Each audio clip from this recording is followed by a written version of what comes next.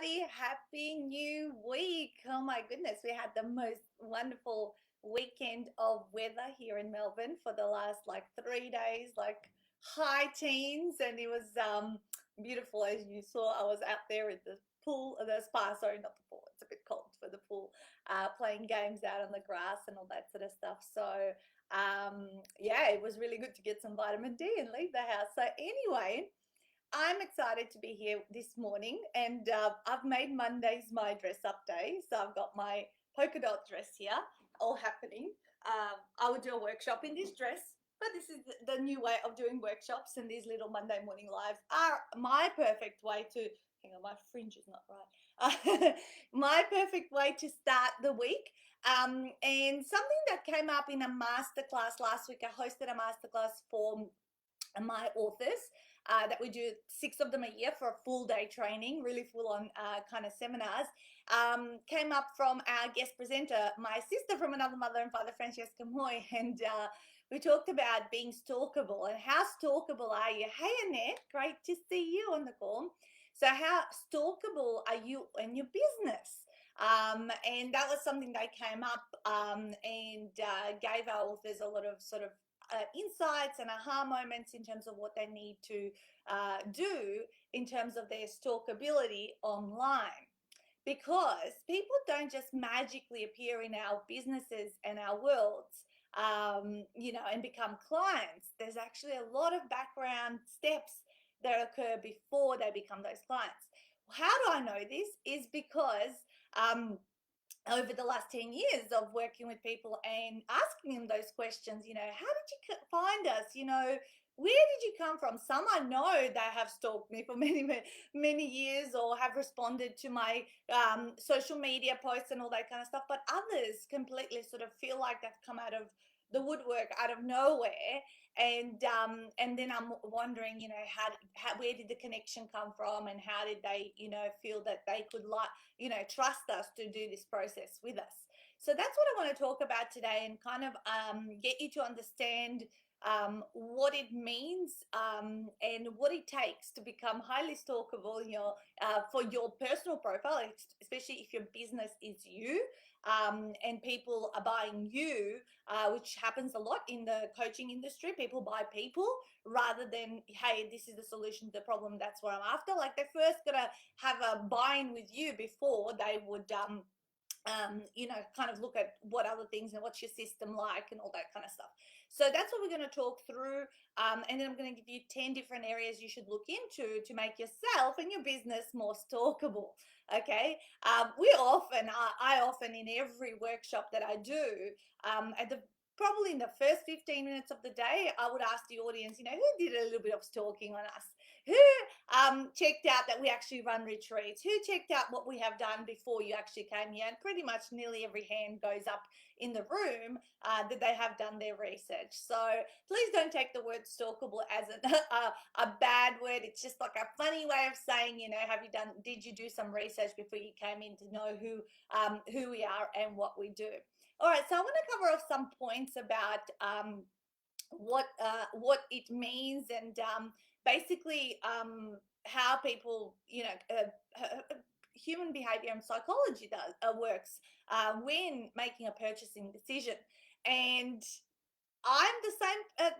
I would operate the same way in my own life. When I'm looking to buy a product or a service, I'm going through and looking at the person's website, and I'm looking at their social media fan page. I'm looking at what other people have said on their ads. If it's a Facebook ad, I read the comments of people who have given feedback and received maybe that product or service. So before I kind of go, yep, I'll buy this thing, or I will invest, or I want to talk to this person further.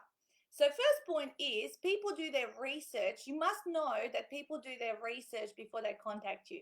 They don't just magically appear in your world just because they kind of stumbled across something and all it was just so awesome and they've come. They actually will do multiple forms of research before they would make a buying decision, even if that buying decision is $5, $10, $20, $30, like, because you're just starting the relationship there. And I guess that is a really important thing to have available for people, is that initial low cost investment for them to just dip their toe in the water and to start to get to know you.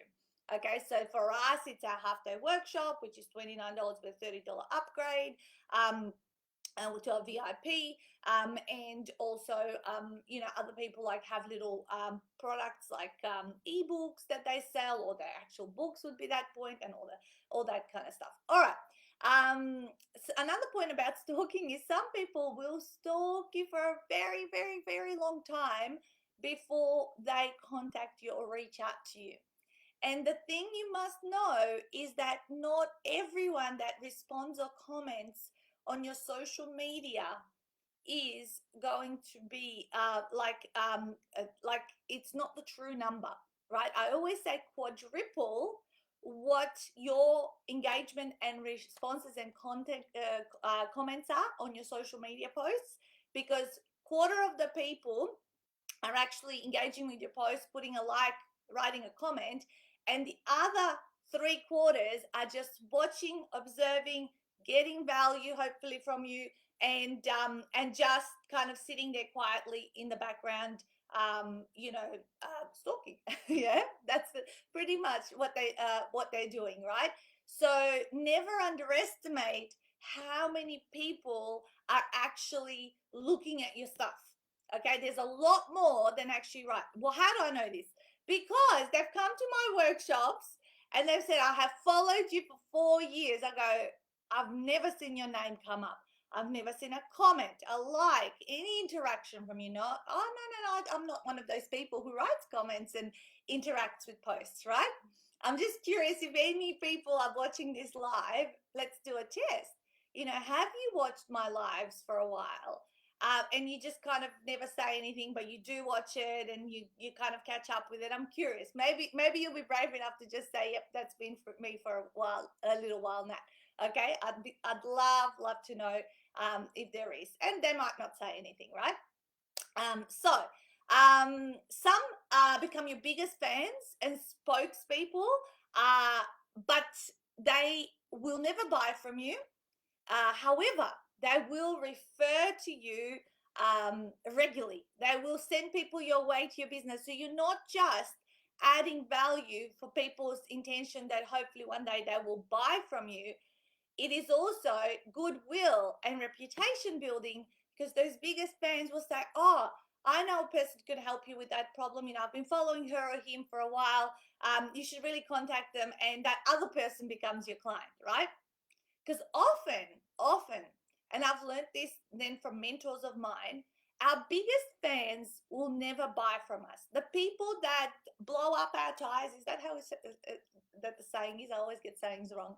The people who always like say, "You're so good, you're the best, I love your stuff," da da da da. They're just like a loud and proud kind of fan, and they make you feel good, and you think they're gonna buy from you, but they don't. Good morning, Jules. All right, everyone's intently listening and not commenting. Come on, give me some love, give me some comments. Or who's on the call? I want to know who's here live, right? So don't hold your breath. I have been way too many times disappointed thinking that someone would actually work with me after following me for so long and singing my praises and doing all that sort of stuff, and then absolutely doing nothing. At a point where I thought, yep, this is the natural next step. They seem to be really into, wanting to learn, and then nothing happens, right? And so don't hold your breath, and just know though, however, that these people, your biggest fans, will most likely be your biggest referrers. My bloody fringe is not sitting the way I want to tell this morning. Good morning, Julia. Nice to see you on the call as well. All right, giving some love there. All right, so people will Google if you're a scam, okay? Because I've been told again that, oh, Natasha, like someone who's become a client, or even someone who like I've gotten to know a bit more. Yeah. When I started, sort of interacting with you, I went to Google and put Ultimate 48 Author Scam. Yeah. especially if, like our business promise, it's kind of like unbelievable. So of course, like, but people are going to Google your name and then scam and then want to find, and again, they're doing their research. So don't be taken aback if people do that. It's just the normal part of research. This is why we need to have build up great reputation and put lots of good stuff that overwhelms. If anyone ever puts something bad about us or our business, that the good stuff is way more than the bad stuff, because it's really hard to remove something off the internet that is not that's not good. Like, you can't trace back. It's really hard to like just clean up your profile or your reputation. This is why you have to be really mindful of how you manage it and your behavior online, and how you deal with problems with and how you solve behind the scenes, so that everything ends up being amicable, and you're not in danger of people naming and shaming you online. Okay. Let me see what else is it. A lot of your stalkers will never interact and engage with you, or like or comment on your social media, which is what I've said. They'll Google that if you're a scam, and often the biggest fans won't buy from you. Okay, I talked to you before I came to the half, the best talking I've ever done, Julie. And Julie, right now, today, she's already written her book, writing her second book, and there you go. Like, she was just a person from the general public who never had heard from us and did a lot of research before. And a lot of people will do that before they pay for a ticket to come to one of our events. All right, so what are the ways to improve your and your business's talkability online? So here I'm going to give you 10 different places you need to, I guess, do a little quiz on yourself. How many of these are you doing? How many are you not doing? Because all of this that I'm about to this is a Julie Diama, Wendy. Wendy, this is because Julie is talking to me in the chat box, obviously in the comments. So therefore, yeah, and Julia, and Julia, yes, yeah, it must be. Your name doesn't start with a J. Okay, so 10 different ways that you need to like say yes or no, like maybe put a list now if you're listening to this and you're writing some notes, but figure. And by the way, I'll share my notes. I always have like have them up here. All right, first one is, do you post valuable content on social consistently? Okay, consistently. So whatever what your expertise is, um or do you post to add value and help people who require the solution to their problem through your content, right? My Monday morning lives are my consistent approach to always releasing fresh, new content that I want to share with my audience. Yep. This then gets converted into emails, into blogs, gets posted on my YouTube channel. And now I have a library of 5 years worth of Monday morning lives, right? So I don't need, it's kind of my routine. Really, as much as I do it for you guys, I do it for me to get my week started, to get myself in business thinking mode. And it's kind of like a win-win-win, you know. So maybe is this something you could start for yourself, for your audience, that you turn up and you get to practice your public speaking skills, right?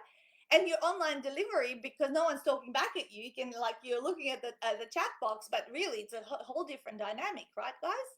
It's a really different dynamic talking to yourself in a computer screen. And so if you can refine and get good at that, then you become more engaging, and therefore more people start to follow and all that kind of stuff. But of course, on the other days, you want to be consistent and be adding value. We talked about that in the masterclass. Do you have a social media calendar where you've written a series of posts and then you can get a virtual assistant to spread them out? I did my 90-day calendar, I think it was late June, as part of the Winter Business Boost Challenge, which was the 30-day Business Boost Challenge. And then now my VA is just posting all of those book-related valuable posts. Like, they're mixed, right? Obviously, social media posting is an art form.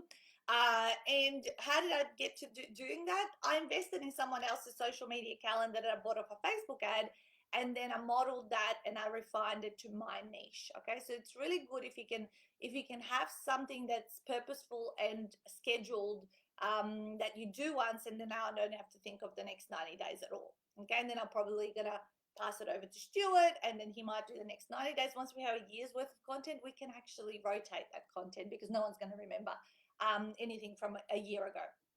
Okay, so that's the first one. The second one is, the second one is very closely linked up to the first one. Obviously, social media posting is, photos, content, videos. It might be like pre-made, pre-made. The second thing is, do you do live streams? And this is where, voila, okay. So do you do live streams? It could be like shorter live streams where you might just be somewhere you want to show something, or, share a bit of fun and insight behind the scenes of your life and what you do. Or it could be something as formal as this. And if you haven't, how can you get used to, is it going to start off once a fortnight, and then build it up to once a month? And that pushes you really to be creative with your content. So now I've got to do two content pieces every Sunday night. I've got to do my content piece for today, this morning, my Monday morning live. And the second one is for my secret authors group, which is a little bit more book related, rather than say small business related. So that pushes me to keep coming up with new ideas every single week. And trust me, it is a challenge to come up with new ways of saying stuff, so you continue educating people. And if you get stuck or dry with content, maybe watch people that do similar things to you. Read some blogs, look at some videos, just kind of get some ideas going. And I have figured out my way of coming up with awesome ideas has been lately doing diamond painting. It's such a meditative process. And I sit there and do that, like coloring by numbers, if you don't know what it means. But as I do it, my brain kind of just goes into somewhere, nowhere, no man's land. But then all these ideas pop into my head. And then I have a notepad on my phone near me. And then I just, like, if it comes up, I write it. And that's actually how I came up with these lives for this morning, So what is it, how can you get creative in that way? All right, so do you do live streams is the second one. Because the more you do, remember, live streams stay there forever, yeah? But you can extract the video from Facebook. You can get it transcribed. You can have blog pieces, YouTube, everything, right? So all of a sudden, a live stream becomes a very valuable asset of content for your business.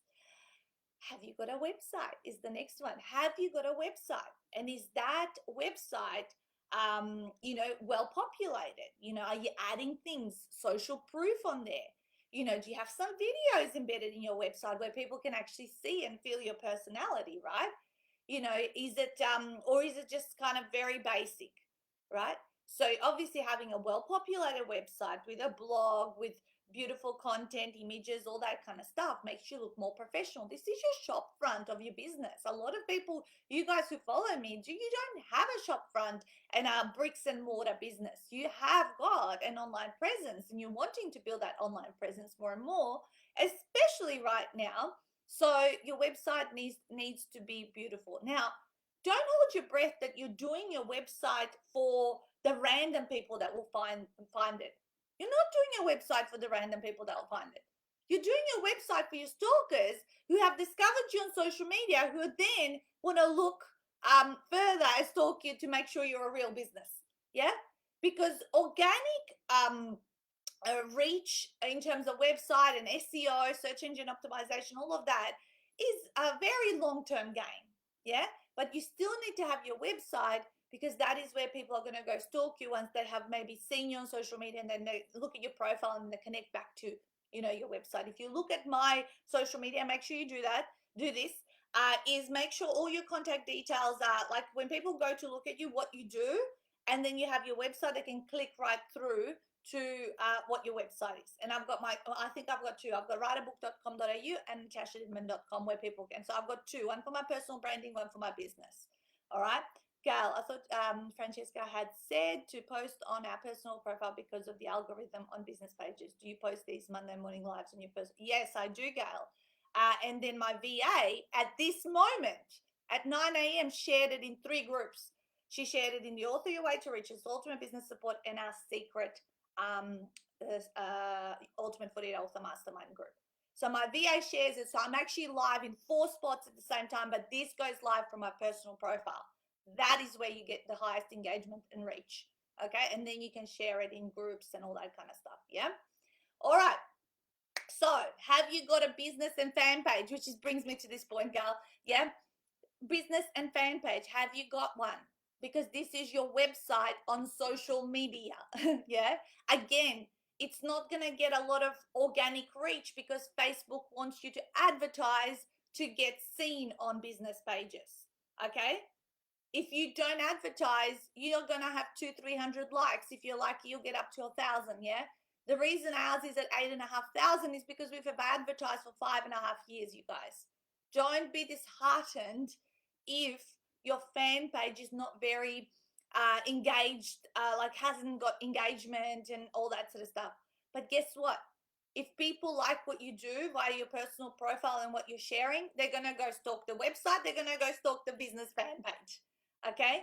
And that's where you need to have that valuable content where people are getting tips and tricks and shortcuts and all that kind of stuff on how to do things, around the problem that you solve, right? Let me see what other comment there has been here. How do you start if you don't have much of a network follow? You just start a net.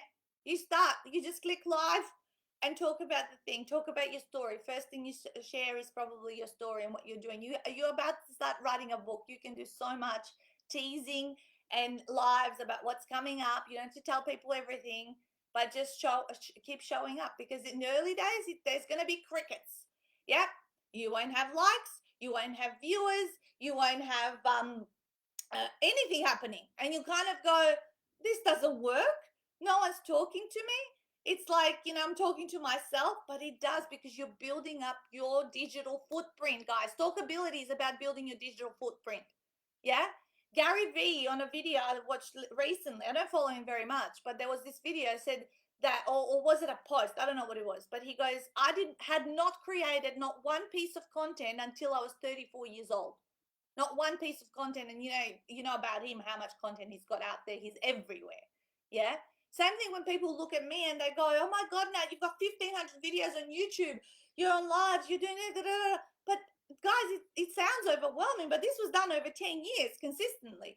The key is discipline and consistency in anything, right? All right.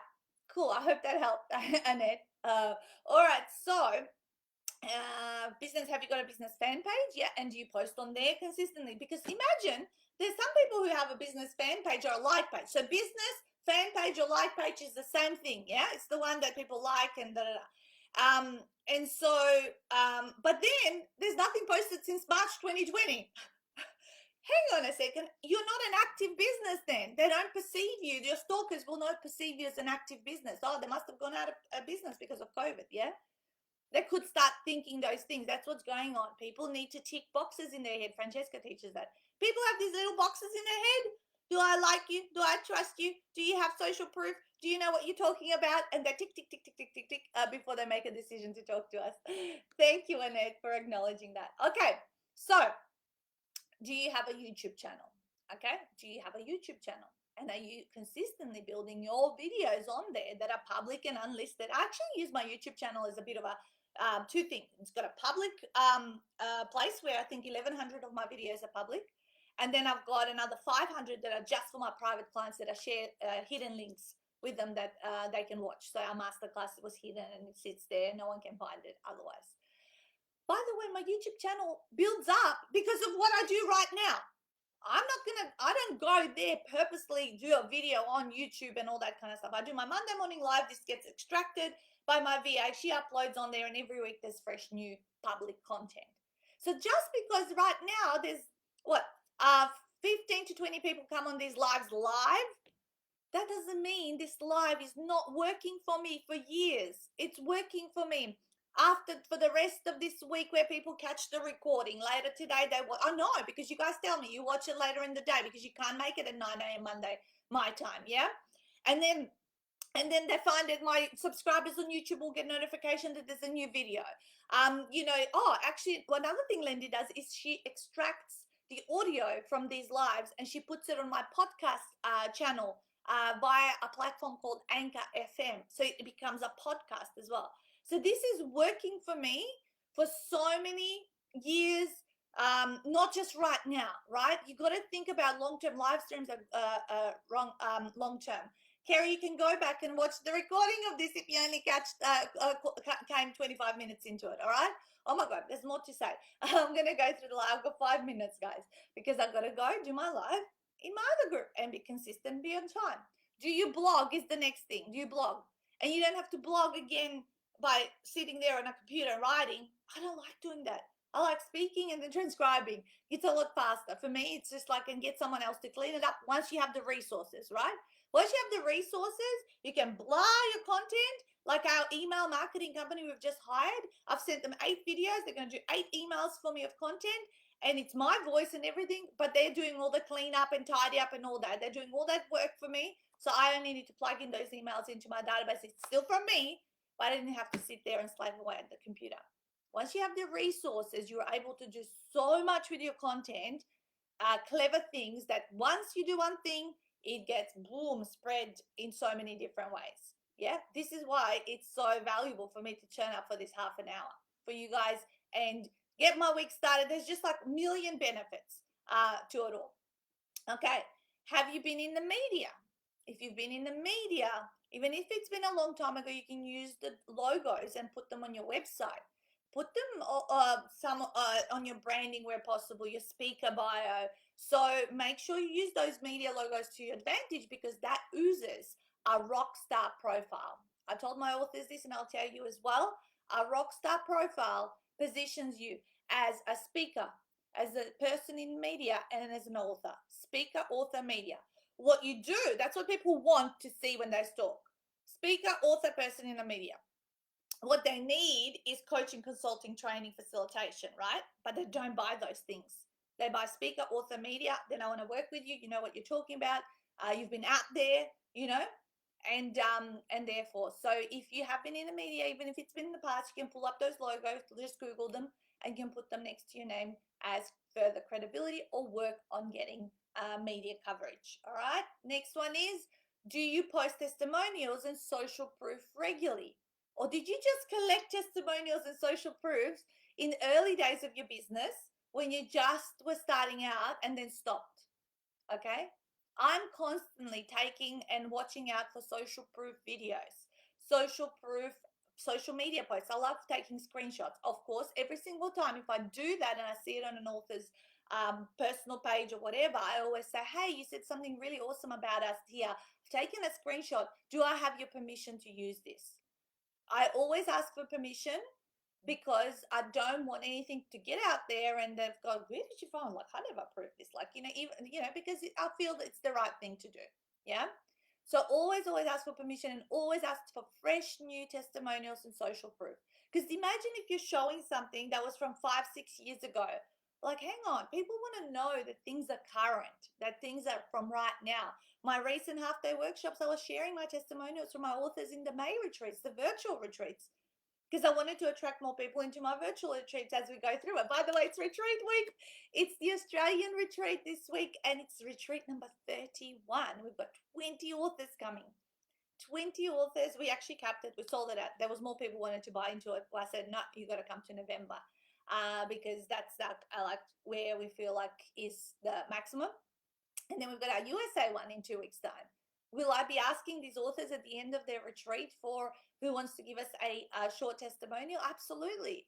Because I want to keep building up, fresh new stuff. And then I've got this playlist on YouTube, guys, that's got over 400 to 500 feedback testimonial videos that I've collected at the end of every retreat, because we're live. Like, I have video ones. Video ones are the most powerful. Yeah. And then if anyone ever inquires with my business, I want to hear what other people are saying. Here's the playlist.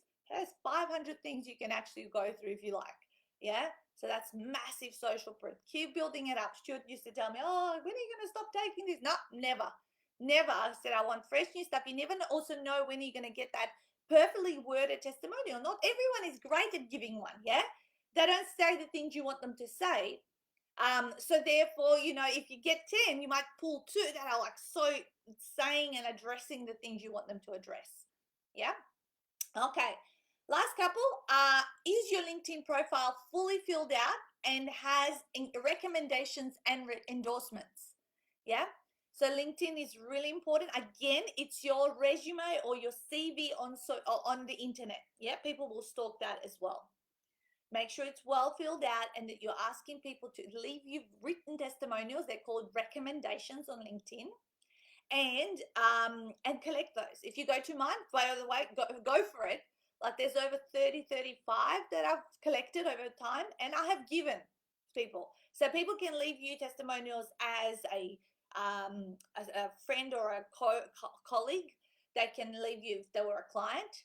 I've left people about them being my client recommendations and how awesome they were. Yeah. So, I always say to people, hey, if you want to leave me one, I'm happy to leave you one back, and you're not lying or anything. It's like it asks you, this person was a client of yours, or you were a client of that person, or like there's like 6 or 7 options of what's your relationship. Yeah. Really, really powerful. And then endorsements, once you get those 500, 199 pluses of how many people have endorsed you for certain skills, that makes your profile really a rock star profile. Yeah. Takes time to build up, but it's really, really powerful. And the last one is, are your clients featured on your website? Do you have like a page on your website where it's ours is called our authors, and then we've got a second page called the love, and the love is where we put the testimonials on that website, and our authors is where we feature our clients. Yeah, of course, for us, because they write books, it's easier to think about how we would feature them. But for you, it could be just the testimonials and the social proof and all that kind of stuff, because it's really, really powerful to encourage people to go and talk to your clients if they want to work with you.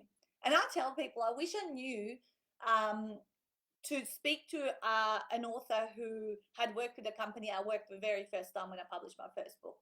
And all the headaches I ended up having would have been probably never existent, because I wouldn't have gone with that company. And so I say to my clients, I say, go and talk to our authors. Go and talk to people to see what their experience was like. Don't take it just from me. It's way more powerful when someone can describe what it was like to work with you. And if you're doing the right thing and you're serving people and you're giving and you're working with integrity, honesty, you've got nothing to worry about. Okay. So I hope, guys, that these tips have been valuable for you today. Go and make yourself more stalkable. The best time to start was yesterday. The next best time is today, because it takes time to become stalkable, and often the best social proof is just say people Google me and see what comes up. Okay. And that's what you want to see come up, like lots of videos, lots of content, and all that kind of stuff. And that's how you build further credibility over the long term. And then those mystery clients that have just popped in and just signed up with you, they're not so mystery, because they have come from a different way. So have a wonderful week ahead. Stay safe wherever you are. We're in level 4 lockdown. It's a state of disaster here in Victoria, apparently, according to our premier. What can we do? We just got to stay on purpose. We got to stay in routine, and take it one day at a time. That's what I'm doing. That's what my family's doing. And as I like to finish it off, smash it out. All right, have a wonderful week. Talk to you guys soon. Bye.